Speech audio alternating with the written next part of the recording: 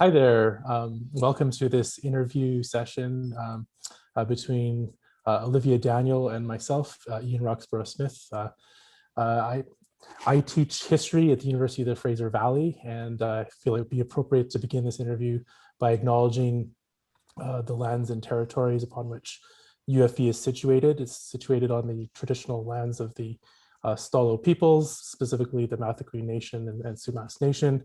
And we're very fortunate, Olivia and I, to have been studying and learning together on those lands.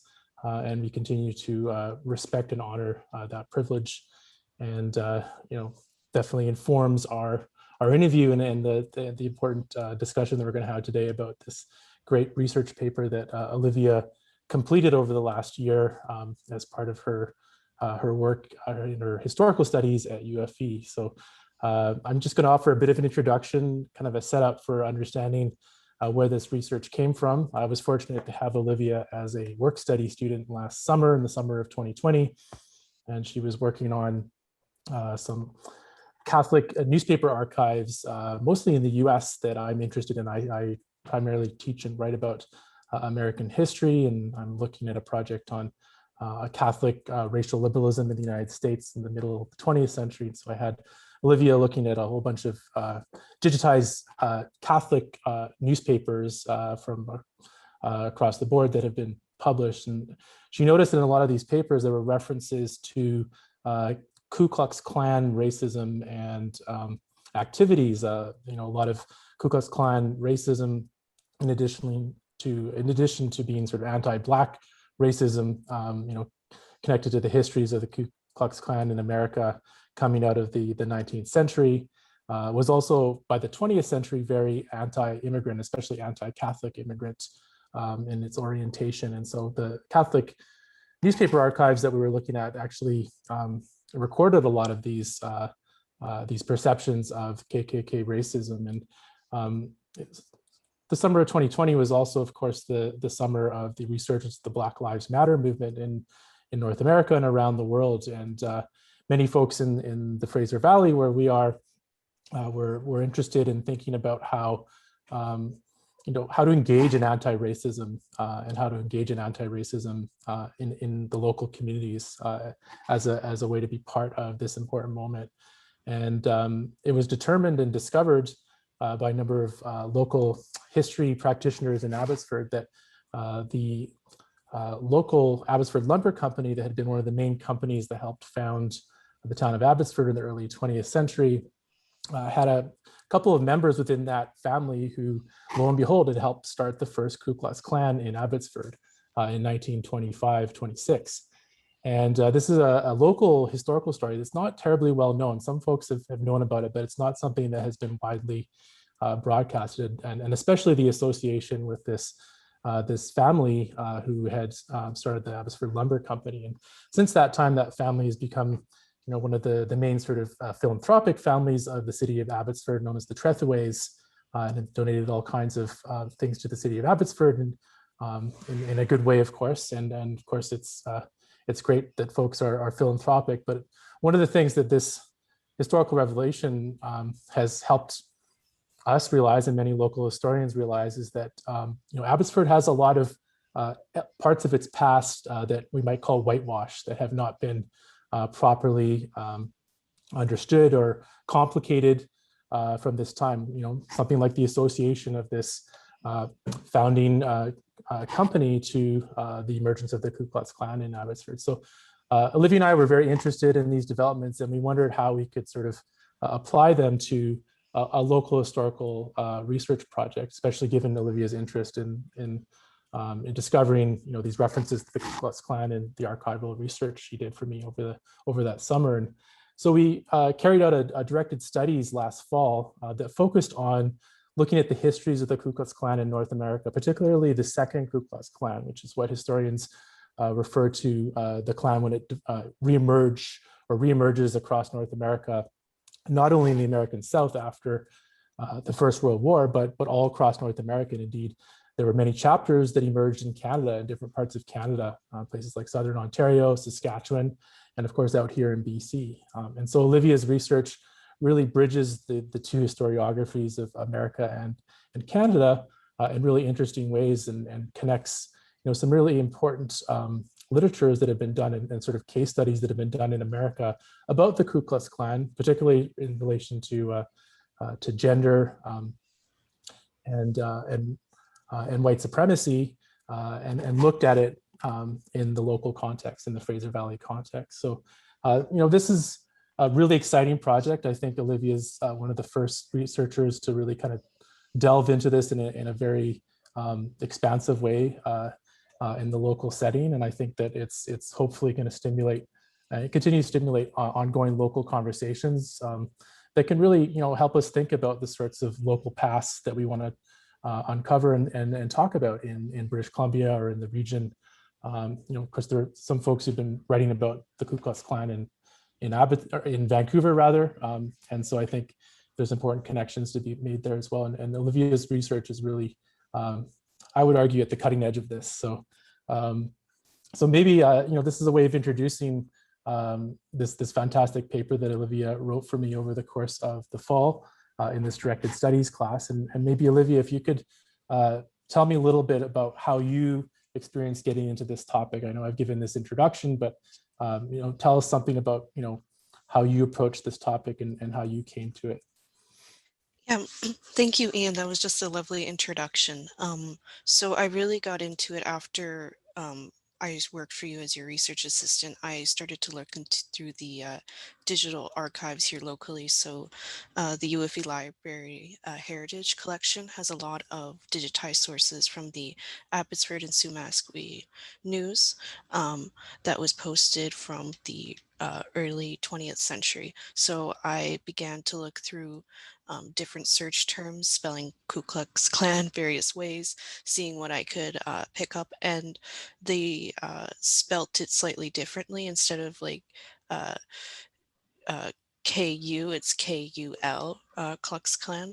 Um, so I was able to find different spectacles that they were put on, whether it be, they walked down Essendine Avenue with a burning cross, or had a lecture come in, or an ex-nun, or they chased out some drunk from the town, right? These are all things that they would post about, but it seems their height of it was in the late 1920s, and by the 30s they kind of disappeared and the trail kind of faded.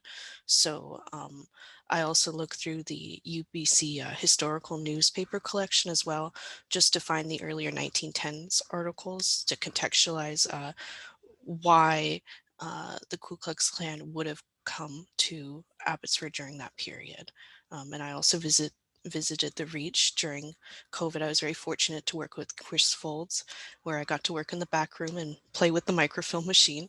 And I looked through, I think, 1926 and found some stuff about the Kilgar Kill Care Club. Is quite a mouthful to say, where they were singing a quartet group. So, and then there's also the Brethren of the Fiery Cross that kind of operated earlier in the period, in the early 1920s. So there seems to be different little pockets that have associated with the Klan, but they also operated closely with the Native Sons and the Oddfellows, using the Orange Hall. So I guess that's kind of that nutshell. And those last organizations you mentioned were kind of like fraternal orders, right? Oh yeah, that we could probably classify as white supremacists in their orientation, because they were staunchly anti non-Protestant immigrant, right? In absolutely. that period. Hmm. So do you see those groups as all kind of being connected in some way? They all seem to be connected, I think. You'll see them sometimes, they'll be in a parade together, or they use the same, like I mentioned, the Orange Hall, where it seemed during that period, these different groups, like the Women's Institution that was very anti-immigration, the Native Sons who were very anti-Asian immigration, and would speak terribly about the local Asian workers in the community. Um, and they would often meet there and have lectures. So they all have a very similar rhetoric and like a monastic practice to them, where they're a secret organization. They don't post a lot of names, but they spout a lot of hate in the local newspapers. Mm-hmm, mm-hmm.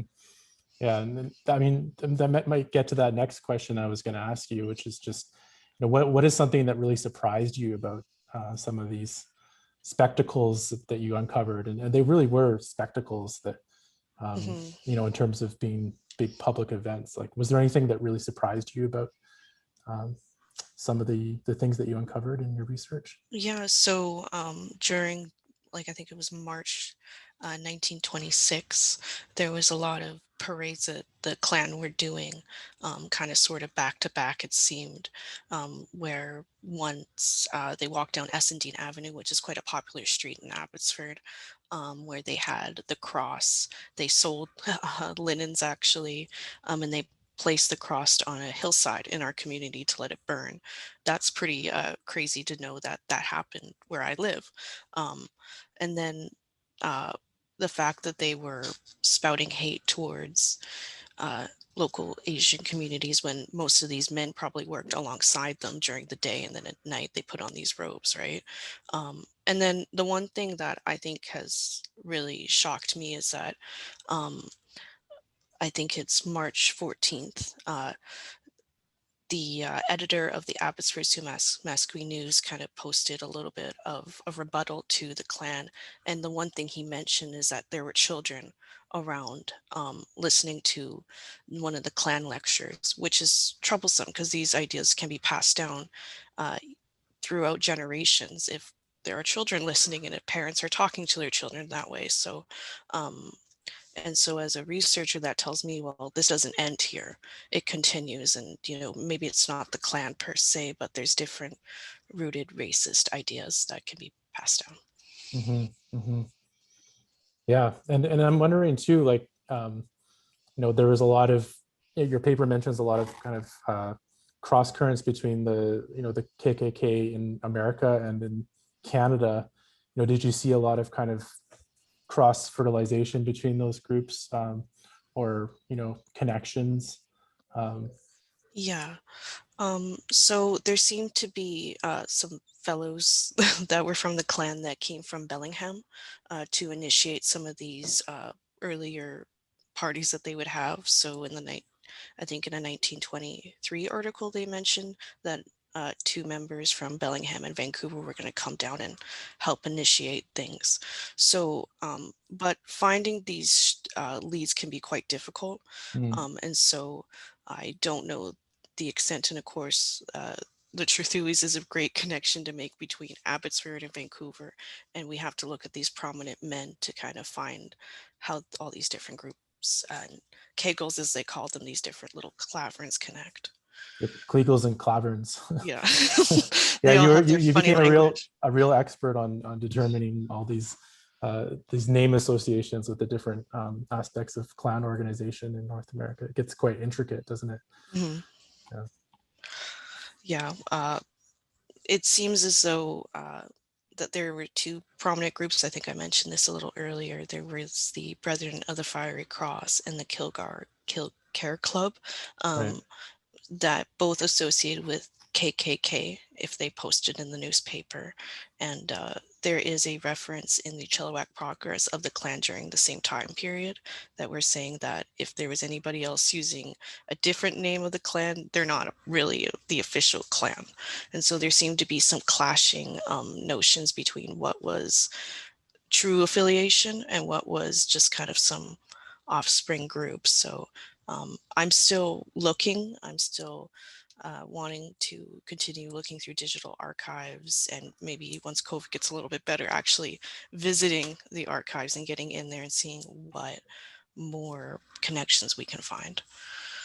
For sure, yeah. And I think your work really will connect well with that new book by Ellen Bartley on the KKK in Canada, where I think he definitely makes the argument in that book that there was a lot of competing interests within the KKK, even in Canada, about, like, who was going to control these organizations. And I wonder if you could talk a little bit about this sort of the ways these organizations were run, to the extent that you learned about the local ones. What do you think? The racism was obviously very apparent, and how they were trying to capitalize on the white supremacy of that period. But how were they run? Did you get a sense of that? Sorta. I mean, we don't know what was discussed in the lectures. We can only guess by the titles, which were, the peril of the white race, or, uh, worrying about Protestantism locally in the community. The Klan would come in, and they would often start a festival, um, and whether it was they would have a lecture, and they would maybe pass down a few applications to join the Klan. This happened in December 1925, and they would collect a $10 initiation fee. But as one of the scholars that I read, Linda Gordon, notes in her book, that often these uh, you would need to buy an initiation fee, you need to buy your cloak, and you might need to donate to various little community events. And so that made me, because they would notice that they would collect lots of money, they would have an initiation fee. So, and then one quote mentioned that they needed to donate towards the cloaks, when actually Linda Gordon notes that they would pay for them. So it seems like there was some little bit of scamming going on within Yeah. the Klan at the time. Yeah. So they were almost like in a really kind of corrupt entrepreneurial schemes, it sounds like, in a lot of ways as well, the way that they were run, which probably led to those conflicts of personalities and over control, and Hmm. who would run these organizations, right? Hmm. Yeah, I mean, we don't, there's things that we don't know. We don't get a sense of who these leaders really are in the newspaper. They leave themselves very vague. But what we do know is that people seem to enjoy going to these events, and these events would be mentioned by, uh, they would say roughly maybe 200 or 300 people would attend an event. And this is a town, at the time, Abbotsford was only a population of 510, according to BC Stats in 1931. So it seems as though this was a big community event that was attended by many of those in the community so often. Maybe they most likely agreed with what the Klan were saying. Yeah, I mean that sounds like it's more than half the town's population at that time, right? So obviously Absolutely. it was more than perhaps even than just a spectacle, right? It was a huge affair or a huge event, right?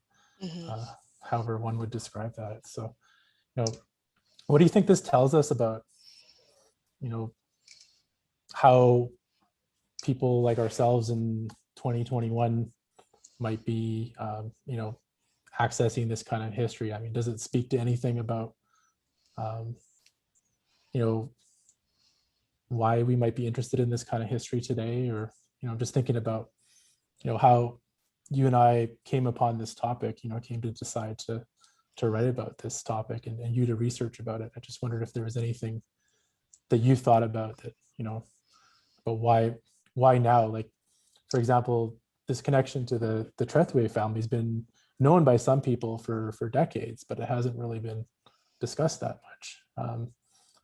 So what is it about now, you think, that is allowing for these conversations to happen more? I think there's a shift going on in Abbotsford. I think there are a lot more young people and people like yourself that are coming in and speaking up about the injustices and the segregated society we live in Abbotsford. And this kind of started up with the Black Lives Matter protests that went on in Abbotsford in the summer. And so it's just been kind of on a roll ever since. We've been, uh, f- uh, we you, me, and Sharn and Tunvir were just on a panel at the BC Studies, and I think that sparked a lot of people's attention. And then the Civil Radio, Abbotsford's History series, I think got a lot of people listening. And so I think all these little things that we do to push this information out there will cause people to maybe do some self-reflecting, and maybe if they have any secret hidden documents in their attic or somewhere, maybe they can pull them out and share them with us to fight against white supremacy in our community.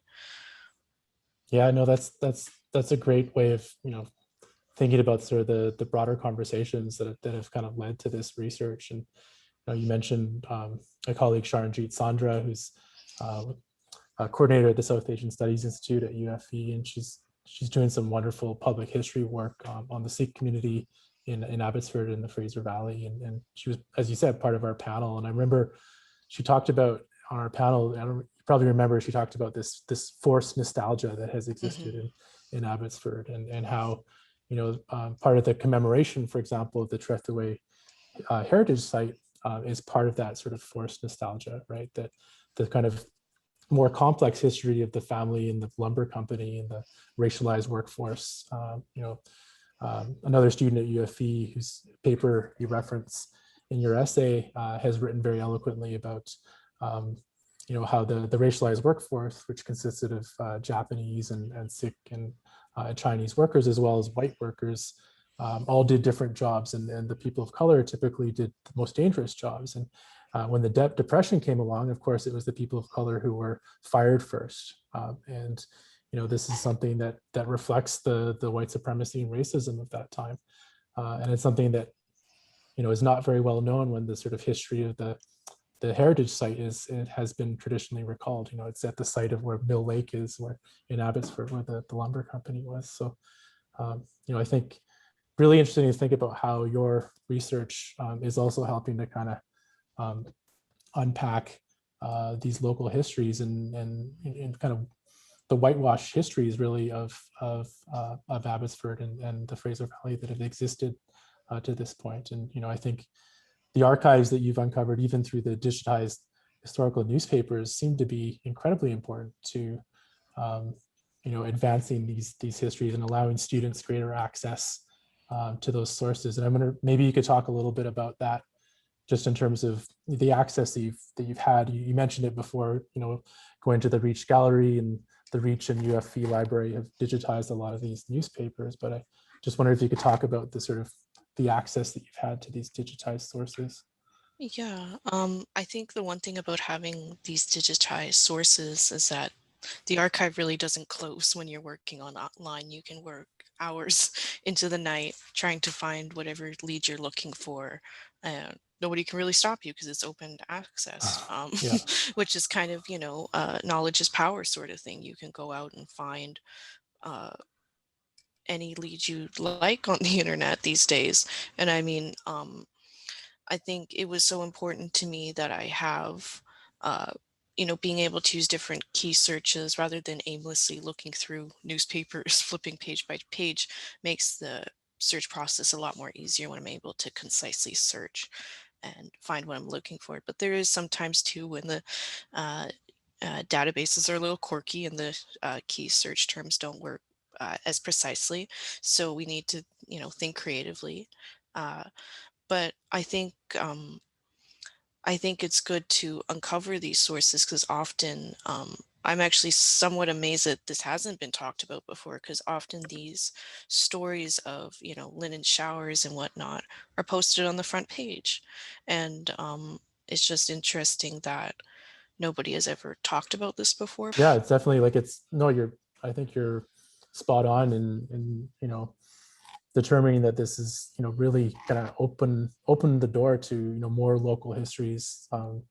They can make use of these digitized sources. I mean, 5-10 years ago they were not available to researchers, right? And it's great that the Reach Gallery in Abbotsford and Chris Folds and those other folks involved in digitized collections. I know the Heritage Abbotsford Society, which runs the Trethewey House. The staff there are making a lot of changes in light of the recent events in the last year. And they're working on digitizing some sources now too, and they want researchers to look at these histories more and give access to them. And UFE Library has also been involved in this.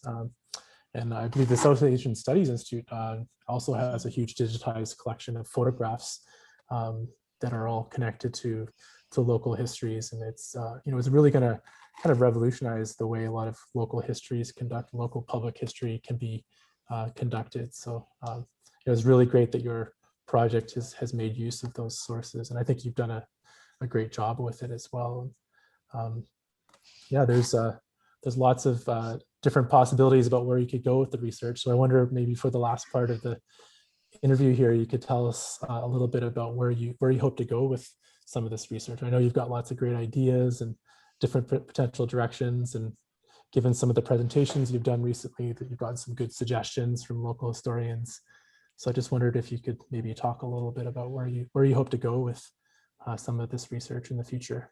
Yeah, I mean, I do have a few ideas in mind. I think I'd like to stick to the local context and dig through some of these local archives. I think Dr. Keith Carlson had suggested I should research these smaller church organizations that might have a small archive to find more um, things that were very that maybe we wouldn't be so acceptable today, right?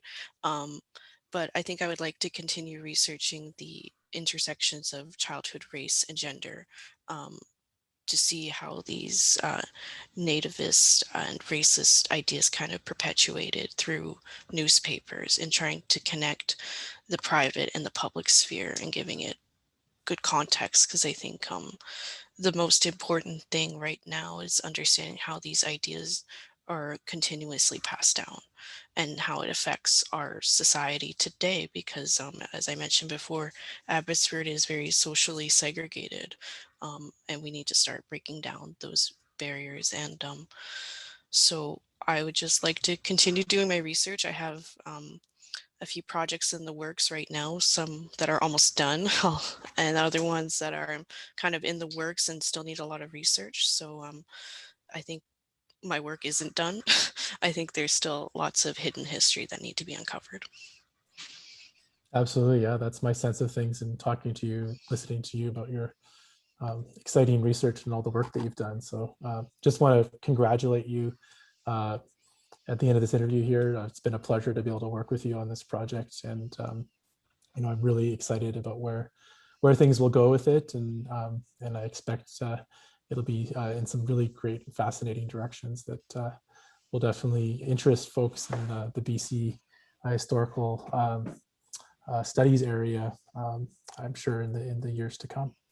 Yeah, thank you so much, Ian, for working with me through these last couple of semesters here. And I'm just really honored to work in such a accepting community here at UFE. And I hope that more research comes out soon and people are listening.